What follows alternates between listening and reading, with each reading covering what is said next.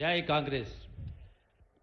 ఈనాటి ప్రజాపాలన 2 సంవత్సరాలు పూర్తి చేసుకున్న సందర్భంలో ప్రజాపాలన ప్రజా విజయోత్సవాల్లో మొట్టమొదటిగా పాలమూరు జిల్లా మన పాలమూరు బిడ్డ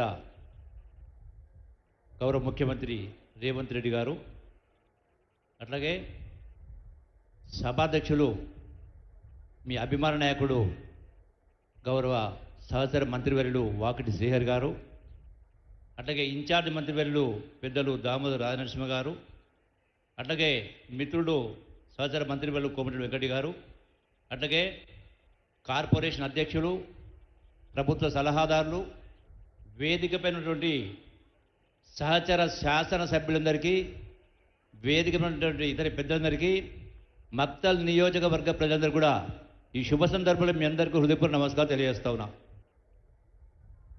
మన పాలమూరు ముద్దు బిడ్డ కాబట్టే ఈనాడు మక్తలన్నా, నారాయణపేట అన్నా, కొడంగల్ అన్నా అత్యంత వెనుకబడిన ప్రాంతాలు. గడిచిన దశాబ్ద కాలంలో ఇంతటి పేదరికం వెనుకబడతాను ఉన్నా కూడా గొప్పగా చెప్పుకున్నటువంటి గత ప్రభుత్వాలు, గత నాయకులు, భారతదేశానికే ఆదర్శం చెప్పుకున్న నాయకులకు పాలమూరు యొక్క దుస్థితి ఉన్నా కూడా ఏనాడు కనికరించరే. ఈనాడు మన పాలమూరు ముద్దు బిడ్డ కాబట్టే, మన పాలమూరు ముద్దు బిడ్డ ముఖ్యమంత్రి అయింది కాబట్టే సుదీర్ఘంగా ఉన్నటువంటి మీ కష్టాలు తీర్చడానికి ఈనాడు పెద్ద ఎత్తున ఈనాడు అభివృద్ధి కార్యక్రమాలు, సాగునీరు, అట్లాగే రోడ్స్ కావచ్చు, రకరకాల అభివృద్ధి కావచ్చు. సుమారుగా ఒక మక్తల్ నియోజకవర్గానికే 1000 కోట్ల రూపాయలు ఈనాడు మంజూరు ఇస్తూ ఉన్నారంటే మన గౌరవ ముఖ్యమంత్రి రేవంత్ రెడ్డి గారిని అభినందించాల్సిందే ఖచ్చితంగా. అట్లాగే మీరు వింటూ ఉన్నారు, చూస్తూ ఉన్నారు, పేపర్ల ద్వారా, వాట్సాప్ల ద్వారా, సోషల్ మీడియా ద్వారా. ఎక్కడ చూసినా కూడా వాస్తవాల్ని ప్రతిబింబించినట్టు కాకుండా వాస్తవాల్ని అవాస్తవాలుగా చూపిస్తూ మాట్లాడుతూ, ఎక్కడ చూసినా, ఏ టీవీలో చూసినా కేటీఆర్ అయినా, హరీష్ రావు అయినా ఈ ప్రభుత్వాన్ని 2 సంవత్సరాల ప్రభుత్వాన్ని విమర్శించే కార్యక్రమం చేస్తూ ఉన్నారు. ఈ రాష్ట్రం గడచిన 10 సంవత్సరాల కాలంలో ఆనాటి ముఖ్యమంత్రి కల్వకుంట్ల చంద్రశేఖర్ పరిపాలించిన తర్వాత, ఆనాడు ముఖ్యమంత్రి అయిన రోజు ఈ రాష్ట్రం ధనిక రాష్ట్రం, హైదరాబాదు ఆదాయం, మళ్ళీ 8 లక్షల కోట్ల రూపాయల అప్పు చేసి కూడా ఏ ఒక్క ప్రజాసమస్యను పరిష్కరించలేదు. ముఖ్యంగా ఇవాళ నారాయణపేట, కొడంగల్, మక్తల్ చేయడం మనం చూస్తూ ఉన్నాం.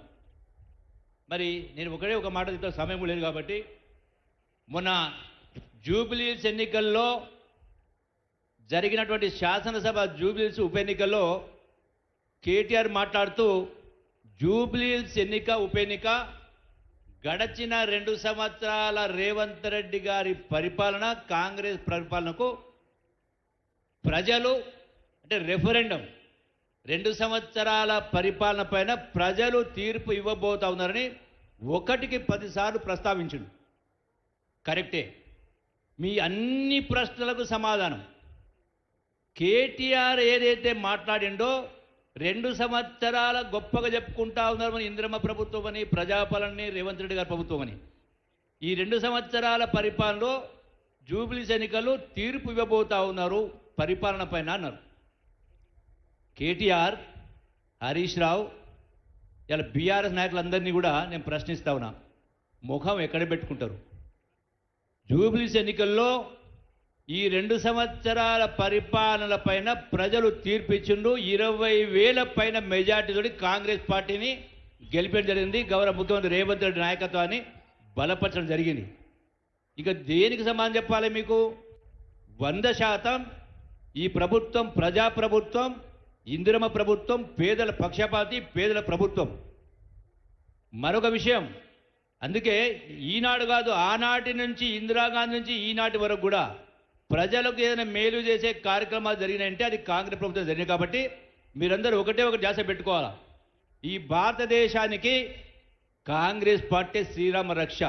అందుకే ఎప్పుడు ఏ ఎన్నికలు వచ్చినా అది సర్పంచ్ ఎన్నికలైనా రాబోయేటువంటి ఇతర ఎన్నికలైనా ఏ ఎన్నికలు వచ్చినా కాంగ్రెస్ పార్టీని ఆశీర్వదించాలని చెప్పని మీ అందరికీ సవినంగా విజ్ఞప్తి చేస్తూ సెలవు తీసుకుంటున్నాను. Thank you. ధన్యవాదాలు సార్. రోడ్లు భవనాల శాఖ మంత్రులు గౌరవనీయులు కోమటిరెడ్డి వెంకటరెడ్డి గారి శుభాకాంక్ష.